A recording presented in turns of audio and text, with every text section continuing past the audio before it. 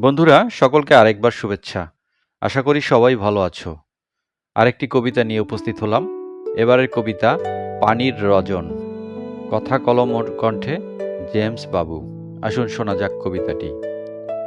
পানির নাকি পা আছে, দেখছনি কেউ আগে?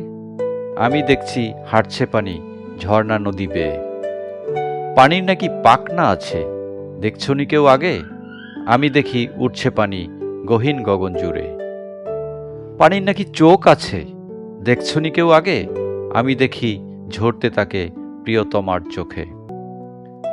পানির নাকি হাত আছে, দেখছনি কেউ আগে? আমি দেখি দোদুল দোলায় কলাপাতা নেড়ে। পানির নাকি মুখ আছে, দেখছনি কেউ আগে?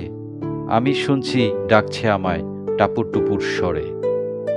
পানির নাকি কান আছে, দেখছনি কেউ আগে? আমি দেখি শুনতে কথা পাখপাখালির ডাকে। পানির নাকি হৃদয় আছে, শুনছনি কেউ আগে? আমি দেখি ভালোবাসতে পাহাড় মাটি আর বনে। পানির নাকি কঠিন রূপী, দেখছনি কেউ আগে?